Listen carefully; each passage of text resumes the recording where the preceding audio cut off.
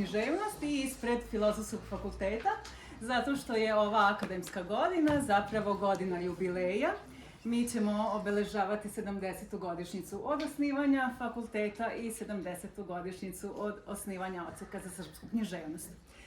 Tokom prošlog semestra mi smo krenuli da organizujemo predavanja koje drže naši profesori i profesorke penzioneri ili oni koji su nekada predavali na ovom fakultetu, prosto da bi se predstavili pre svega našim najmlađim koleginicama i kolegama koji ih pre svega znaju kao autore studija, monografija i literature uopšte. Danas mi je posebno drago što vidim da među publikom nisu samo zaposleni studenti Filozofskog fakulteta. Izvolite slobodno. Izvolite, uđite. Izvolite. Nego su tu i svi oni koji su poželeli da čuju našu današnju lepu priču koju će nam ispričati kolega Zoran Subotički. Ja ću ga sada kratko predstaviti, ali ja verujem da će i on to sam posle uraditi na mnogo bolji način. Zoran Subotički na Filozofskom fakultetu predavao je književnost renesanse i baroka od 1988. godine do 2002. godine. Onda je odlučio da promeni delatnost i da se bavi nekim drugim disciplinama, a trenutno je zaposlen u jednoj takođe važnoj novosadskoj kući, a to je Srpsko narodno pozorište, u kojoj radi kao programski izvršni direktor. Danas će nam govoriti o pesmi Santa Maria della Salute, o jednoj velikoj ljubavi, o jednoj velikoj porodici, koja je upravo u fokusu njegovog istraživanja i rada, pa sad već 10-ak godina. Profesor je autor i nekoliko monografija upravo o Dunđerskima, takođe je i inicijator i autor projekta koji se naziva Čudesni svet Dunđerskih i ja verujem da će nam i o tome više reći. I pre nego što mu dam reč, poklonit ćemo ovako jedan dar ispred... A ja nisam ponao zastavice, jedno sam razmenio. Jedna svečarska torba da imate za uspomenu. Divno, hvala Nevena, hvala puno, hvala lepo. Za slikanje. Tako je, da. Izljubimo i možete da počnete. Najlepše hvala. Dobro, sad mogu ja, jel tako? Može. Dobro, prvo ću naravno da vas sve pozdravim, da vam se zahvalim što ste odvojili svoje vreme, da se danas malo družimo i da se malo vidimo i da se okupimo oko jedne, kako kaže Nevena, lepe teme. Ja se sjećam na jedan volšeban način, sjećam se svog prvog časa, kada sam počeo da radim ovde na Filozofskom fakultetu i onako, inače sam bio nadobudan i još sam, ali ne onako kao što sam bio. Bio sam jako nadobudan i bitan sam sebi i ušao sam da održim 2 časa kao blok nastava, bez pripreme, bez ičega, znam ja sve. I održao sam prvi čas, otišao sam u kabinet svoj da se, jel tako, saberem i da se vratim na drugi čas i uhvatim se za kvaku i oblije me hladan znoj. I ja se pitam, a šta ću ja sada da predajem? Potpuna blokada, možda nisam znao šta ja sada da predajem studentima, nemam pojma. I ja, pošto je to bila onako mala razlika između mene kao asistenta tadašnjeg i te generacije koja je slušala renesansu i barok, ja uđem u učionicu i ja kažem, ja se vama izvinjavam, ali ja uopšte ne znam šta ću ja vama da kažem i da predajem. Ja sam potpuno blokiran, nemam pojma šta ću da pričam. I ja ništa, i oni kao puni razumevanja, kao eto, kao pa ništa profesore, kao u redu je. I siđem dole u kantinu i prvi put naručim pivo, pošto ja to nisam pio nikada. Naručim pivo i sad onako sav očajan, inače, ceo život sam želeo, svoje detinjstvo sam proveo u želji da budem profesor. I ja sedim i stojim i pijem to pivo i dolazi profesor Mate Lončar, profesor hrvatske književnosti, divan jedan čovjek, dolazi i kaže, gde ste, Zorane, ajde pričajte, sigurno ste briljirali, kažite kako je bilo. Ja sam očajan, kažem, dajemo ostavku. Ja nisam za ovaj posao. Kako niste za ovaj posao? Tako, verujte mi, ja nisam za ovaj posao. Pa šta se dogodilo? Ja mu kažem, izdržao sam 1 čas bez koncepta, bez ono, ceo 1 čas sam održao i dalje ni makac. Kaže on meni, čekajte, ceo čas? Pa čas sam održao. Pa vi ste rođeni za profesora. Pa ja sam 15 minuta sam održao bez pripreme. Tako da, i sada se nisam nešto pripremao i spremao, ali sam siguran da ću uspeti, sada već imam iskustva i moći ću jedno 4,5 sata, koliko smo se dogovorili da pričamo sa vama. Biće vam sigurno zanimljivo 4,5 sata da slušate o Donzerskima. Dakle, ja ću početi neko druženje sa vama s jednom pričom kojom sam ja u stvari počinjao rad sa 14-15 generacija koliko sam predavao ovde na ovom fakultetu do 2002. godine. Jedna jako lepa priča koja je imala za cilj da nas negde upozna sa nečim što se zove svetonazor i nešto što je pogled na nas same, kao pojedince u svetu. A radi se o jednoj lepoj priči koja se nalazi, ja mislim, čak na klapni ovog dvotomnog izdanja Rože Cailloa Moći sna. U pitanju je jedna jako lepa i interesantna i vrlo indikativna pričica. Dakle, jedna žena je sanjala procep na tavanici. I nju je taj san jako uplašio i ona je brže bolje otišla do rabina da joj protumači san. Ona mu ispriča šta se dogodilo. Rabin je sasluša i kaže, smirite se, bit će sve u redu, nedugo začećete i rodit ćete muško dete. I zaista se tako i dogodilo, posle istog vremena žena rodi muško dete. No, ponovi se taj isti san i ona se isto uplaši i brže bolje ode kod rabina. I ovaj protumači san i kaže, nemojte se plašiti, idite kući, začećete, rodit ćete još jedno dete. I tako se i dogodilo. I 3. put se ponavlja ista situacija. Ona odlazi kod rabina, ali rabin nije bio kod kuće u to vreme, nego su tamo bili njegovi učenici. I on je, videvši tako usplahireno, pitaše šta je, ona ispriča san. I učenici rekoše, ne valja. Umreće vam muž. I zaista tako se i dogodilo. Ubrzo zatim joj umre muž. Kada se rabin vratio sa hodočašća, čuo je šta se dogodilo i okupe svoje učenike i rekao je, šta učiniste to? Ubiste čoveka. Zar vi ne znate da nije onako kako je zapisano, nego kako je protumačeno? Sve ono što radimo u životu, svi znaci i svi signali i svi simboli koji se nalaze oko nas mogu se tumačiti na razne načine. Bilo da je u pitanju onirika, dakle u pitanju snovi ili snovi na javi. Oni se mogu na različite načine tumačiti. U odnosu na to kako tumačite pojave u svom životu, takav život živite. I tako nam se i događa.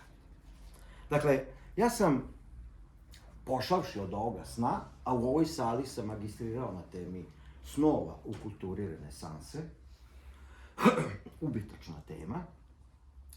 Naravno, volens sam došao do teme, na jedan potpuno onirički ili zaomljiv način sam došao do teme Santa Maria della Salute, pesme Laze Kostića.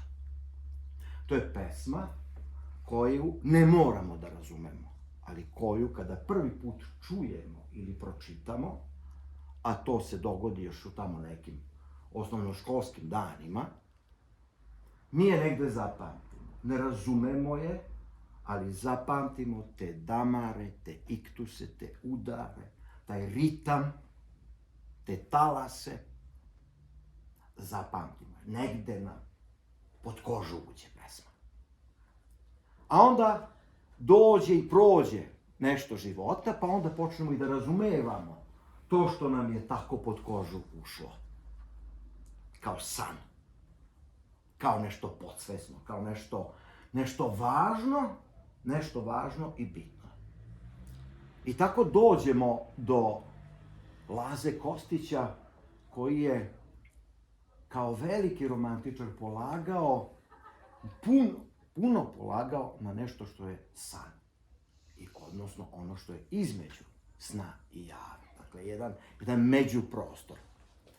Dakle, ja sam se kao postdiplomac bavio pesmom Santa Maria della Salute. Petar Milosavljević je držao kurs o pesmi Santa Maria della Salute i ja sam uradio jedan rad na temu komparativnog čitanja Edgara Allana Poea, njegovog Gavrana i Santa Maria della Salute. I to je onako bilo zanimljivo istraživanje, zanimljivo proučavanje Edgara Allana Poea i njegovog Gavrana i njegov nihilizam i njegovo nikad više u odnosu zauvek onostrano, ali zauvek. Do koga ga vodi upravo taj jedan recitativ Santa Maria della Salute. Jer Santa Maria della Salute u pesmi Laze Kostića nije samo naziv sakralnog objekta, nego jedan recitativ kakav se nalazi često u vizantijskom pesništvu. Dakle, taj kondakion ili svitak, rotulus. I ovo je kao na nekom rotulusu Santa Maria della Salute, Santa Maria della Salute, to ponavljanje, kada on kaže tako mi do nje prostire pute, Santa Maria della Salute. Dakle, naravno, to je Petar meni predlagao, ja kao divan je rad to da bude magistarski. Ne, proradimo je na dobudnost, ja ću nešto veće da napišem bolje. Ali ostalo je negde u mojoj glavi da je to jedna pesma koja je u mom nekom intimnom životu nešto važno i nešto mi puno znači. I 2015. godine sam se okrenuo toj pesmi na jedan poseban način, kojim se do tada nisam nešto posebno bavio, jesam pisao dramske tekstove, ali nisam nešto polagao na tu vrstu stvaralaštva, da bih na kraju napisao dramski tekst koji se zove Od raja do Bezmjenice. Sad, da vratim priču na kraj. Ne na početak, nego na kraj. Jer ovo je predavanje o pesmi Santa Maria della Salute, o jednoj velikoj ljubavi i o jednoj velikoj porodici. Porodica Dunđerski svoj uspon počinje iz Srbobrana.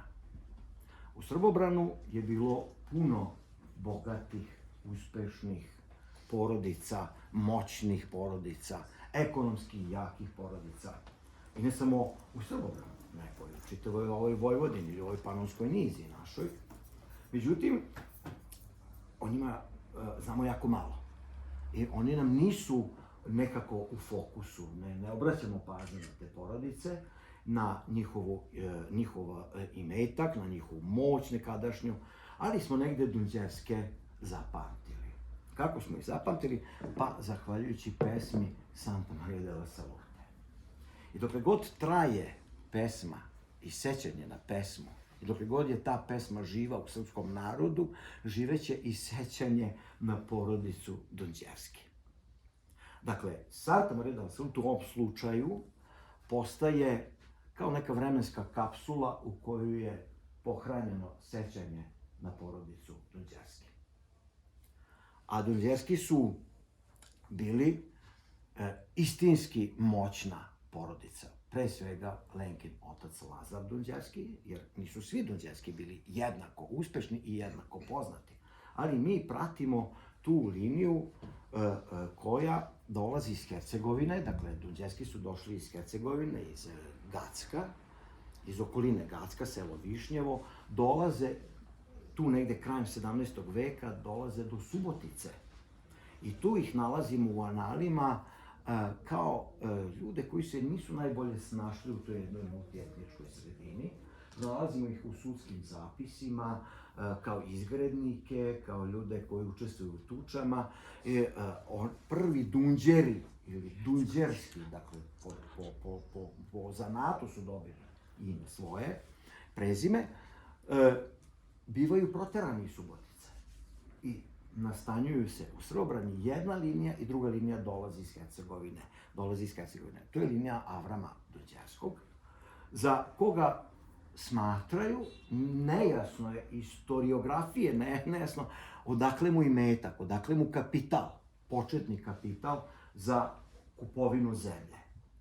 Pa onda se ispredaju legende da je možda, živeći u Hercegovini, pomogao nekom Turčinu, ovaj mu se zahvalio ćupom zlata, ili da je našao negde ćup zlata orući i kopajući. Dakle, to su neke legende. Odakle Avramu novac ili početni kapital za uspon te porodice srbobranske.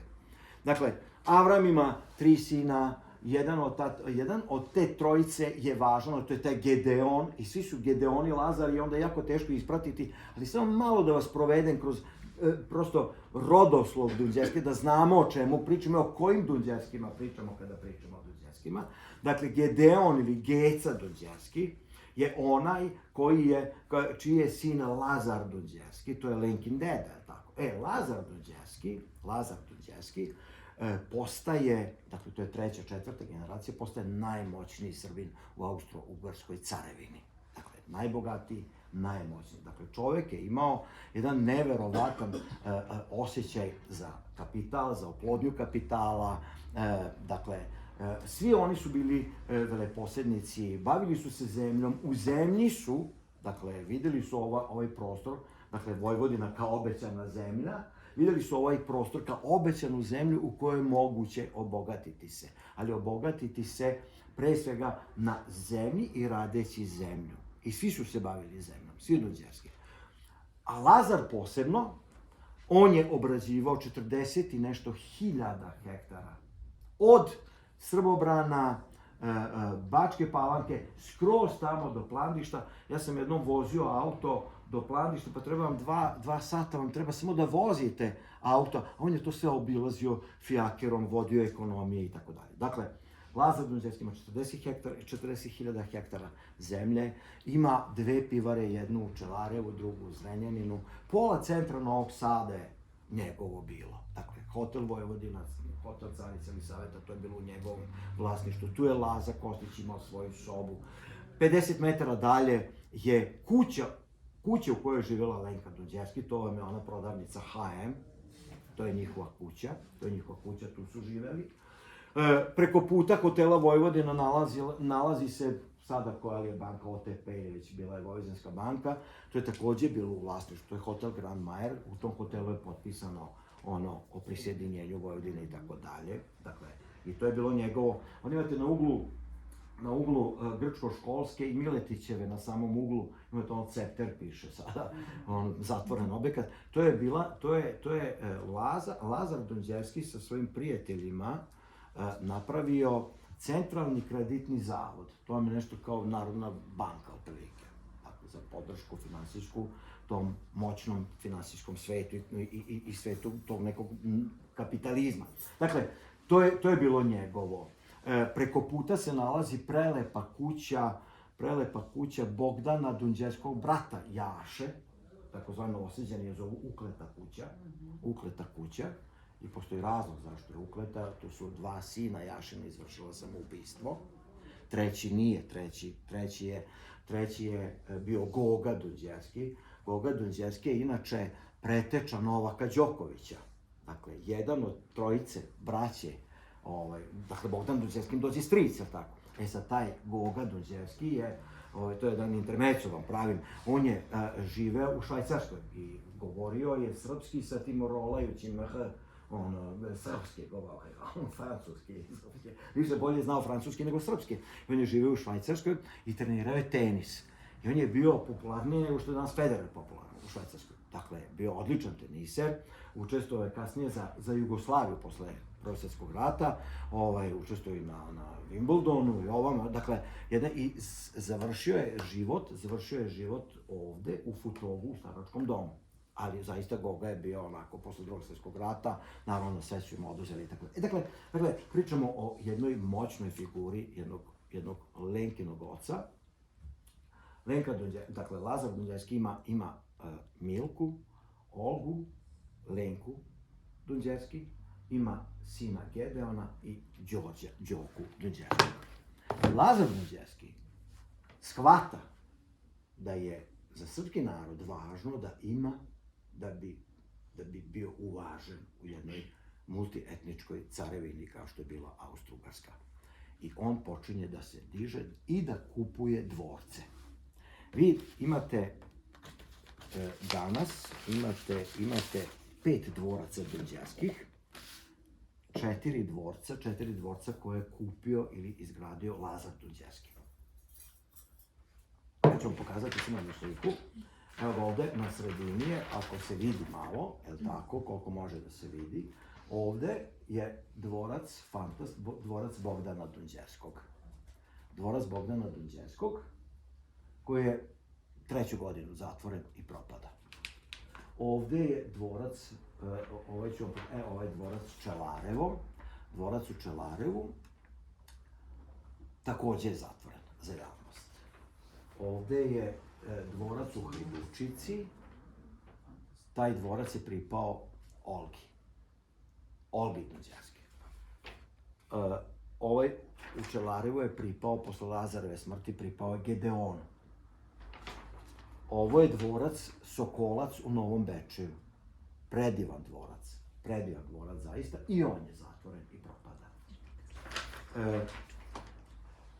Ovaj dvorac u Hajdučici, dakle, Lazar je svakom svom detetu kupio po jedan dvorac.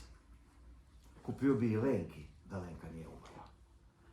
Znači, dvorac u Kulpinu je otišao Đoki Dunđerskom, Čelarevo Gedeonu Dunđerskom, Emiliji Milki ovaj dvorac u Novom Bečeju i ovaj u Hajdučici Olgi. E sad, interesantno je da Olga Dunđerski ima ćerku koju zove Olgica. E ta Olgica je bila udata za najboljeg gradonačelnika Beograda, Vladu Ilića. I kažu da je on bio zaista najbolji gradonačelnik Beograda. Taj zoološki vrt i sve to što je izgrađeno na njihovom imanju. Dakle, jedna vrlo zanimljiva porodica. E sad, da se mi malo vratimo našoj temi. U vidokrug porodice Dunđerski Laza Kostić ulazi relativno rano. Lazar Dunđerski i Laza Kostić su čak zajedno studirali u Beču, ali se Lazar Dunđerski razboleo i prekinuo je studije. I vratio se i počeo da se bavi materijalnim stvarima i materijalnim dobrima. Laza Kostić naravno ostaje. Laza Kostić i Lazar Dunđerski su bili posebno vezani i povezani. Laza Kostić je bio čak i njihov kum. Dakle, pokušavam da se približim ovoj temi o pesmi Santa Maria della Salute kroz Lazu Kostića koji se tu pojavljuje kao kao veštac, otprilike, kao neko ko je, kao čovjek potpune genijalnosti. Dakle, kada pričamo o Lazi Kostiću i njegovom odnosu prema Lenki Dunđerskoj, mi pričamo u stvari o odnosu jednog genija prema jednoj mladoj devojci koja ima svojih 20 godina, kada je on upoznaje, kada je vidi i to upravo u ovom prostoru Čelarevskog dvorca. Dakle, ti dvorci su bili prostori dokolice i ekonomije svoje vrste, ali i pre svega i dokolice. Ja sam u jednoj studiji čitave ove dvorci po Vojvodini negde sabrao u jednu priču koja se zove dvorska kultura Vojvodine. Dakle, mi imamo jednu posebnu kulturu koja je sravnjena sa zemljom, postoji kao Atlantida, samo nešto znamo iz neke priča o toj kulturi, ali ona se ne pominje, ona se ne reafirmiše, o njoj se ne priča na način da je postojala, kao što postojala nekada, salašarska kultura, koja je očuvala ekonomiju Vojvodine i ovih prostora, dakle salaši, tako je postojala ova dvorska kultura. Desetine i desetine dvoraca, koji su podizali plemići, ali pre svega građanska klasa je podizala te dvorce. Među njima su naravno bili i Dunđerski, koji su takođe svojim aktivnostima doprinosili nečemu što je nacionalna emancipacija. Dakle, ti dvorci, ta dvorska kultura Vojvodine je imala svoje zakonomernosti. U tim dvorcima su se održavali balovi, održavali su se nekakvi resitali, održavala su se razna okupljanja umnih ljudi onoga doba. Naravno da je postojalo i nešto što se zove mecenatstvo. I to ozbiljno razvijeno. Dakle, mecene, zadužbinari, dobrotvori, oni su održavali i kulturu i obrazovanje u ovim prostorima. Govorim o nacionalnom obrazovanju. Dakle, sve to su Dunđerski, pogotovo Lazar Dunđerski, je negde imao u svojoj glavi kao važno da ulaže novac u mlade ljude, da ulaže u obrazovne institucije i u kulturne institucije. I zato su bili veliki dobrotvori. I crkvi, dakle, crkva im je bila važna, Matici Srpskoj posebno i naravno obrazovne institucije. Vi znate da u centru Budimpešte, u Vaci ulici, imate Angelineu. To je zavod za vaspitanje ženske dece koje je podigao Lazar Dunđerski. I tamo je i Jelena Lenka Dunđerski je tamo školovana, u Budimpešti. Dakle, taj duh i dah Beča, Budimpešte, Srednje Evrope dolazi i postaje sastavni deo jedne kulture i kulturološke matrice koja postoji u ovim prostorima. Laza Kostić i čitava ta jedna plejada pisaca i umetnika je sastavni deo te građanske kulture, pa i dvorske kulture Vojvodine. Laza Kostić je proveo, nekih 7 godina je proveo u Crnoj Gori, od 1882. do 1888. 9. godine otprilike. To je njegov period, najgori period njegovog stvaralaštva. Bio je tamo na dvoru kneza Nikole. Kada se vratio u Novi Sad i kada se vratio u Čelarevu, on je ugledao jednu lepu devojku iz porodice koju je poznaje od vajkada. Dakle, ugledao je Lenku Dunđersku. Na tim druženjima, u Čelarevu, Novom Sadu, i možete da zamislite kako je izgledao ta ljubav koja se rađala između jednog tada 50-godišnjeg Laze Kostića i 20-godišnje Jelene Lenke Dunđerske. Ona je jedno, znate,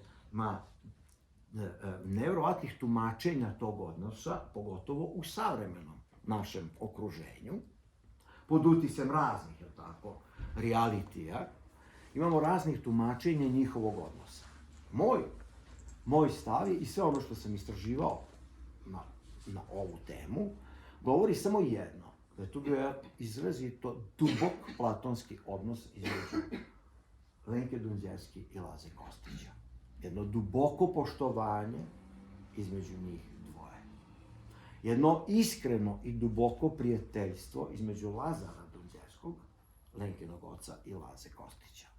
I da tu ničega nije bilo. I vi ste verovatno naletali na raznim web portalima, nailazili ste na dnevnik Lenke Dunđerske. Pretpostavljam da ste naišli. I ja sam tako naišao na dnevnik Lenke Dunđerske. I ja znam da dnevnik ne postoji, to zna nauka da dnevnik Lenke Dunđerske ne postoji, da postoji dnevnik Laze Kostića, pisan na francuskom jeziku, a odjednom se pojavljuje dnevnik Lenke Dunđerske na nekim portalima.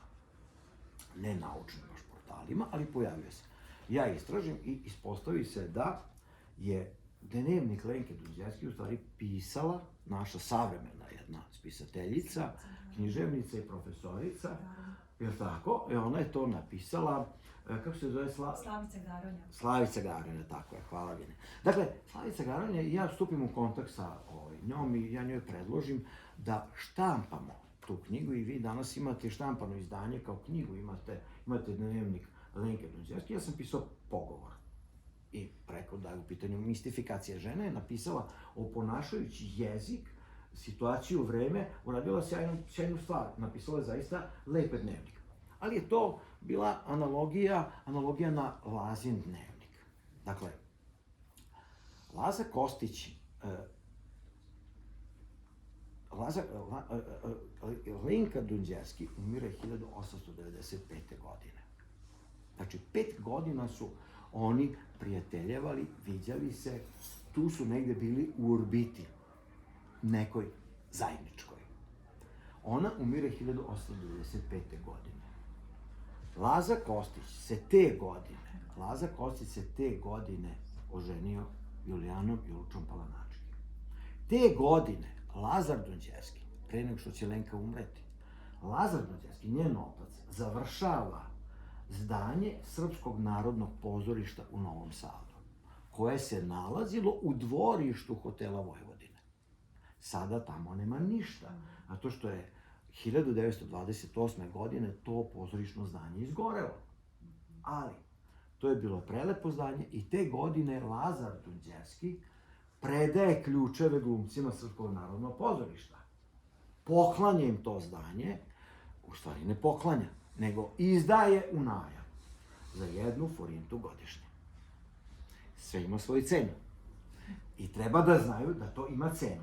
A do toga je Lazar došao tako što ga verovatno njegova ćerka Lenka nagovarala, jer je ona volela pozorište, Laza je voleo pozorište i verovatno malo pod pritiskom svoje kćeri on je napravio to pozorišno zdanje. 1892. godine pozorište, Srpsko narodno pozorište se nalazilo na Trifkovićevom trgu, u takozvanoj građanskoj dvorani su se održavale predstave i onda je mađarski magistrat srušio to zdanje pod izgovorom da je zgrada trošna i da nije više za upotrebu. Od 1892. godine glumci Srpskog narodnog pozorišta ponovo igraju predstave u kafanama kod Fazana, ovamo, potim kod Kamile i tako dalje, po tim novosadskim kafanama. I nikako nisu mogli da dobiju dozvolu gde da izgrade novu zgradu. I onda je Lazar Dunđerski rekao, ja znam gde može i ja znam ko može to da izgradi i tako je on 1895. godine napravio to pozorište. To zdanje koje sam pominjao, koje se nalazi u taj Grčko-školskoj ulici, dakle, i to zdanje je isto izgrađeno 1895. godine. Ali te godine umire Lenka Dunđerski i Laza Kostić je već u Somboru. Godinu dana je proveo u Krušedolu, ja to pominjem u svojoj predstavi, gde Laza Kostić se sporečkao sa Julijaninom majkom i tetkom kad se vratio iz Venecije sa Julijanom, jer su mu ove nešto, zašto ustaje kasno, zašto čita noću, troši, ne znam, te njihove fenjere i tako dalje. I Laza se povukao manastir Krušedol sve dok nije umrla Julijanina majka. I onda se vratio u Sombor. Tu počinje da piše svoj dnevnik na francuskom jeziku. Tu počinje, od te godine on počinje da razmišlja i da polako beleži stihove pesme Santa Maria della Salute. On je piše 10 godina. Umro je 1910. godine, 1909. godine završio pesmu Santa Maria della Salute. Imate i verzije, imate i sve. E sad, šta je interesantno u vezi sa ovom pesmom? Laza Kostić traži od prijatelja svog Sime Mataulja da mu ovaj pošalje, dakle, nakon smrti Lenkine, on traži da mu ovaj pošalje Petrarku i Dantea. On počinje da razmišlja o najromantičnijoj temi koja mu je grubo zvuči, koja mu je pala u krilo. Dakle, mrtva draga, Petrarkizam, Dante, dakle, počinje da slaže kockice. Teza da Laza Kostić u zanosu piše svoju najljubavniju i najveću pesmu je, naravno, falsifikat, nemoguća misija. On 10 godina brusi. On gradi pesmu kao katedralu, kao tu Santa Maria della Salute u Veneciji. On je gradi kao pravoslavni hram i kao katoličku katedralu. On je gradi kao pesnik. I to jeste njegova Labudova pesma. I mi sada dolazimo u stvari do teme ljubavi. Laza Kostić kaže, u mojoj glavi je ta pesma počela da se brusi nakon Lenkine smrti. On se vraća Danteu, vraća se Petrarki, jer oni jesu rodonačelnici te shvatanja ljubavi. Dakle, ne ljubavi kao, nego shvatanje ljubavi zapadnog čoveka. Dakle, to je suština. Kako mi doživljavamo ljubav? Šta je nama ljubav? Dakle, govorimo o nama koji smo deo jednog hrišćanskog sveta i hrišćanskog pogleda na svet. Volens nolens. Ne veze da li smo ateisti ili nismo. Ali mi živimo u takvom jednom okruženju. Dakle, Dante i Petrarka, prvo Dante sa njegovim Vita Nova, a naravno i posebno Francesco Petrarca sa njegovim kanconierom. Dakle, oni su začetnici čitavog jednog pokreta među piscima, pesnicima, intelektualcima, koji ljubav doživljavaju na poseban način. A to je osujećena ljubav, nemoguća ljubav, ljubav sa preprekama i tragična ljubav. Dakle, taj fenomen tragične ljubavi je nešto što je matrica koja postoji. Ne postoji nijedna druga ljubav. Sve što nije tragična ljubav, osujećena ljubav, što kaže moj Laza Kostić u predstavi, uvijek postoji neki andrak, neka prepreka. Taj andrak, ta neka prepreka, to je suština doživljaja ljubavi ovde u ovim našim okvirima i relacijama.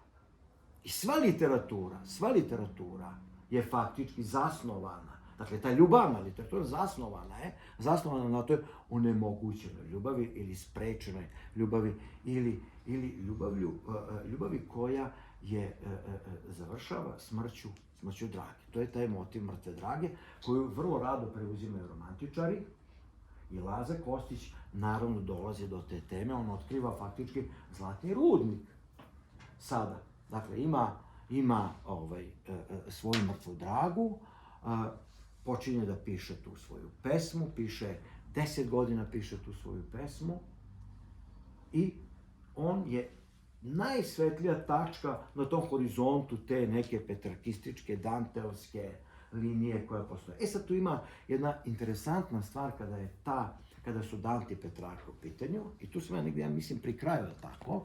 Koliko je sati? Jesam ja omašio malo ili nisam pa? Dobro. Duže nego li pričam. Taman sam na 44. minutu, da. Dakle, ali tu ću polako i da stavim neke zarez. Možemo da pričamo, naravno. Dakle, meni je bilo zanimljivo odakle Dante, odakle Petrarka dolaze do te teme. I do takvog doživljaja ljubavi.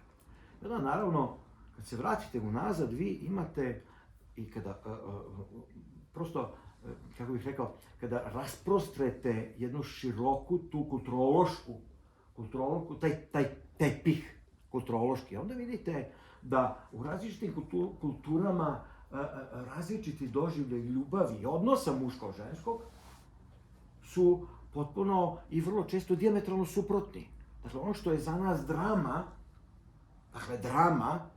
a ljubav je drama, ništa drugo nego drama, sa svojom dramaturgijom, to u nekim drugim kulturama i civilizacijama uopšte nije nikakva drama. Dakle, mi imamo i ja sam to negdje pronašao, da je to sve na neki način, u jednoj dobroj meri uslovljeno samom činjenicom i pojavom hrišćanstva, kao jedne posebne religije ljubavi, pre svega religije ljubavi, i religije koje donosi na scenu donosi taj maniheizam, to manihejstvo i taj rascep između tela i duha i duše. Znate ono, razum i srce, pamet i slast i tako dalje, i tako dalje. Dakle, sve to što Laza Kostić u svojoj pesmi na jedan fenomenalan način, kao te dihotomije, kao te kontrapunkte, kao te sudare, kako on to iznosi. Dakle, to je sve u osnovi hrišćanske religije. Ona nam donosi, to je najbolje, ja mislim da je najbolje na tu temu pisao Søren Kierkegaard. On je najbolje opisao tu dramu koja je doneta na tlo na tlo ovo naše, da na taj način razumevamo sami sebe, da postoji ta dihotomija između duha i tela, da je telo nešto što je, kako bih rekao, prokazano, nešto što je pod sumnjom, pod stalnom sumnjom, slast, erotizam, zadovoljstvo, sve to negde problematizovano u hrišćanstvu. I to je, kada povežemo te stvari, onda ima još jedna mnogo lepša teza, kada je tema ljubavi u pitanju u našim prostorima, da su i Dante i Petrarka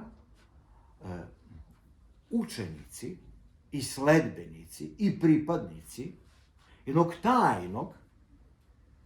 tajnog pokreta, mislim, pazite sad ovo, jednog tajnog pokreta u Evropi, koji je postojao tamo negde u Provansi, jer oni iz Provanse dolaze sa tim stihovima, sa tom poezijom. Dakle, da je to u stvari bio jedan tajni jezik, koji je, dakle, od samoga hrišćanstva i početka crkve.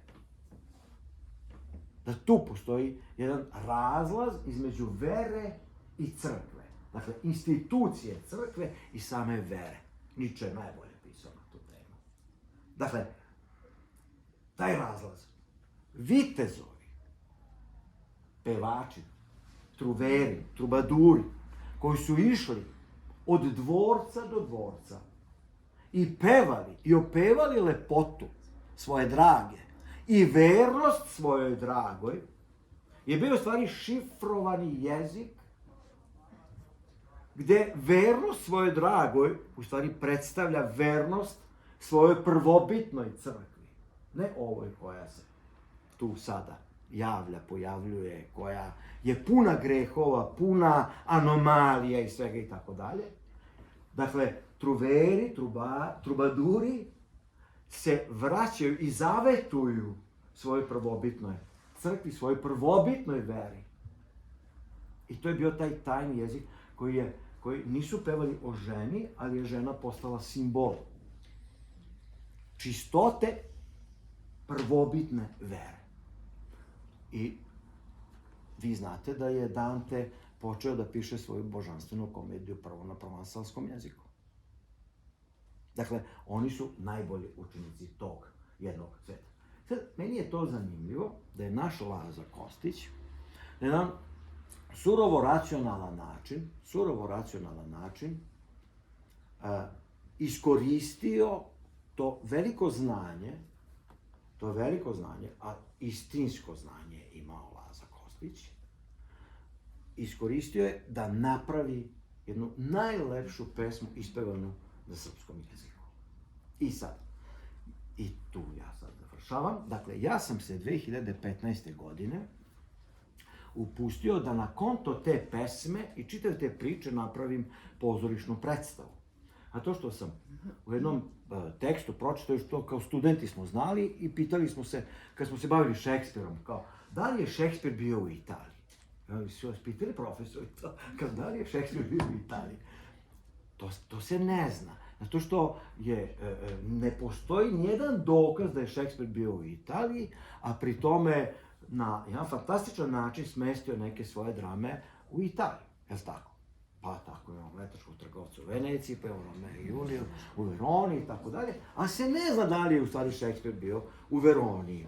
A fantastično je sve opisao tamo. I sad, šta se događa? Ja to pročitam. I gledam, pa super, ali ta Verona inkasira milione i milione evra i dolara na konto književnog predloška i na osnovu književnog dela, dakle jednog dramskog dela. Jer svi turisti, Verona je prelep grad, ali nema turiste koji nije otišao do Julijine kuće, pa platio 10-15 evra, pa se popeo, još 10-15 evra dao da se popne na balkon. Kao to je Julin balkon, to je ona slušala svog Romea. A balkon je izgrađen 1924. godine. Nema veze. Bila njena kuća, mislim. Da, ma kao Kapuleti. Nema veze, Latini, oni napravili od toga biznis. Meni to bilo jako zanimljivo, kako i literatura kao predložak može biti osnova razvoja jedne ekonomije. Sad, pošto sam ja rođen, jel tako, živim u Bečuju, koji je 10-15 km od Fantasta, od dvorca Bogdana Dunđerskog, meni je palo na pamet da napišem tako nešto i da kažem, ajde da napravimo, pošto tu ima i kapela, i taj dvorac je zaista bajkovit, i da ja napravim od toga nešto, napravim jedan mikro Veronu, jednu mikro prostor za hodočasnike ljubavi koji bi dolazili na Fantast i koji bi mogli da pogledaju predstavu, i da vide Lenku, i da vide Lazu Kostića i sve to. Dakle, mi imamo našu ljubavnu priču. Ne moramo da izmišljamo ljubavnu priču. Mi izmišljamo Harry Pottera, mi smo napravili ludilo Harry Pottera, a mi imamo žive ljude. Dakle, i taj Laza Kostić i Lenka Dunđerski savršeno su mogli da se uklope u takav jedan bajkoviti prostor, samo imamo jedan mali problem, što Laza Kostić i Lenka Dunđerski nisu mogli fizički biti tamo nikada u tom dvorcu, zato što je on umrlo 895. Laza 910. a dvorac je Bogdan završio 1925. godine, 24. Dakle, ali koga to interesuje? Pa kao što ove što putuju u Veronu ne interesuje da li je to Julina kuća i da li je taj balkon njen, to nikog ne zanima, hodočasnike ljubavi to ne zanima. Dakle, to je bila jedna ideja da se oživi taj prostor, jer moja neka teza je i dan danas, pošto se time bavim, ja sam tu knjigu objavio i taj dramski tekst se nalazi u ovoj knjizi, zove se Čudesni svet Dunđerskih. Tu se nalazi ta drama o Lazi Kostiću, Lenki Dunđerskoj, nalazi se monodrama o Lazaru Dunđerskom, jer sam smatrao da je važno da jedan takav moćnik zaslužuje da ima, bar da bude ovekovečen u jednom književnom delu. Treća drama je Mara i Bogdan, to je jedna posebna ljubavna priča. Priča o Bogdanu Dunđerskom i njegovoj lepoj Mari, Đelinac, koju je navodno Bogdan kupio, to jest platio je njenom mužu da lepa Mara ostane na njegovom imanju, da bude njegova išpanuša, kako se to kaže, tako, da nadzornica imanja, ali i njegova naložnica da bude. I to je jedna interesantna isto priča. I četvrti tekst je monodramsko kazivanje testamenta Bogdana Dunđerskog. Dakle, svi koji dvoraca koje sam pokazao, dakle, svi ovi dvorci su sada zatvoreni, samo ovaj u Hajdučici kupila je jedna starija gospođa iz Švajcarske, naša gore list, i ona tamo hoće da napravi neki rehabilitacioni centar i tako dalje, dakle ulaže sve privatni kapital. Svi ovi dvorci ostali su pod znakom pitanja, pogotovo ovaj dvorac Bogdana Dunđerskog koji treba da restitucijom pripadne Matici Srpskoj. Jer Bogdan Dunđerski testamentom zaveštava Matici Srpskoj dvorac svoj, da bi se tamo napravila, pazite koja je genijalnost, 1940. godine Bogdan Dunđerski piše taj testament i kaže sve ostavlja Matici Srpskoj da ona tamo napravi akademiju za poljoprivrednu nastavu. Dakle, on čovjek pravi Oxford na ledini, u ravnici, da se tamo školuju mladi ljudi, na čemu? Pa na zemlji, pa to je čista alhemija. Šta drugo u Vojvodini raditi nego zemlju? Tu je sve. Nema Vojvodine bez zemlje. A Vojvodina je stvorena zato što je bila močvara, zato što to nije Bogom dana teritorija, pa kao ja kako je lepo. Ništa nije lepo u Vojvodini. U Vojvodini je lepo sve što je stvoreno. Ljudskom rukom, to je lepo. Tako da, to je bila moja namera da zaokružim čitavu tu jednu priču, da ljudi masovno dolaze tamo, da to bude jedan celodnevni program od hrane, muzike, predstave, svega toga. Međutim, kod nas to ide malo teže, da ne kažem da ne ide nikako. Ja sam malo odužio koji minut, ali evo ja sam spreman da, ako imate neko pitanje, to je neku konstataciju, da ja sam spreman da vas saslušam i da nešto novo naučim, naravno. Hvala vam na pažnju.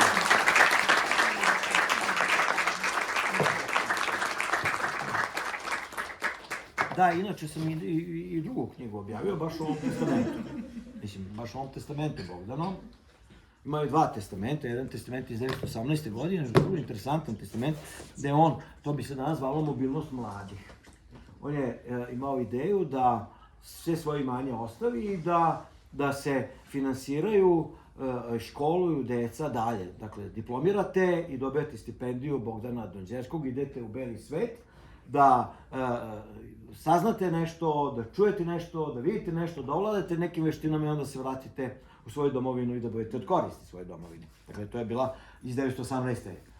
Ideja, međutim, ostavio je svu svoju zemlju i imanje, ostavio Srpskoj pravoslavnoj crkvi, Karlovačkoj eparhiji, međutim, budući da je posle Prvog svjetskog rata došlo do oduzimanja te zemlje, do agrarne reforme, i da se Bogdan jako naljutio što su Donđerskim uopšte uzimali tu zemlju i doveli su regenta Aleksandra Karađorđevića u Srbobran, bio je tamo 2 nedelje gost, da pregovaraju sa regentom. Aleksandar je bio tvrda srca, naravno ta agrarna reforma je sprovedena, ali sprovedena nekako trapavo, onako, nisu ljudi ni znali kako se to radi, pa je Bogdan se jako naljutio i onda je to svoje imanje ostavio Matici Srpskoj. I to je to. Što se tiče same pesme, sad ti mrela sutra, nju sam treba čitati, tu nema šta da se tumači. Nema šta da se tumači.